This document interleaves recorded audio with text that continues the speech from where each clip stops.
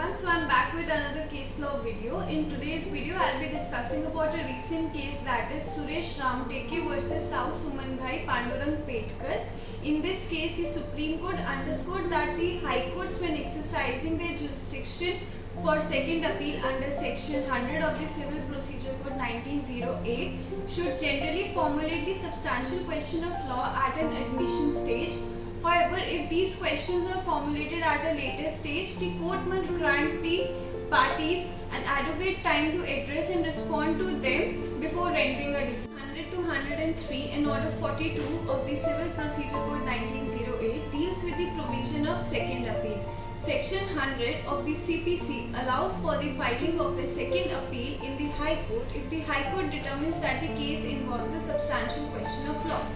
When the High Court is satisfied that the case involves a substantial question of law, it may hear the appeal on the formulated question. Now the question is, what exactly is substantial question of law? So the phrase substantial question of law has not been defined in the Civil Procedure Code. The Supreme Court in Chunilal v. Mehta and Sons Limited versus Century Spinning and Manufacture Company Limited 1962 stated that the proper test for determining whether a question of law raised in the case is substantial would be whether it is of general public importance or whether it directly and substantially affects the rights of the parties. In the present case, a bench comprising of Justice B.R. Gavai and Justice Sanjay Karol addressed an appeal challenging the order passed in a second appeal by the Nagpur bench of the Bombay High Court. After framing a substantial question of law, the High Court proceeded with the appeal on the same day and reversed the concurrent factual findings of the lower court, ultimately dismissing the plaintiff's suit for specific performance.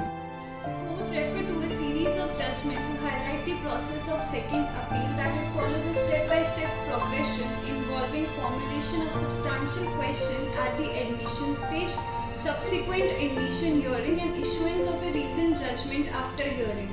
In the present case, the Supreme Court observed that these procedural steps were not correctly followed. The Supreme Court stressed that the formulation of a substantial question of law is a crucial aspect of High Court exercising their jurisdiction for second appeal under Section 100 of the Civil Procedure Code. The court clarified that if such questions are modified, removed, or new ones are introduced, the parties must be given the opportunity to be heard before the appeal is decided. The Supreme Court noted that the parties were not given sufficient time to prepare and argue their case in response to the questions framed by the court as mandated by Section 100 of the CPC. Consequently, the Supreme Court set aside the High Court's judgment in the second appeal and remanded the case to the High Court for a fresh review.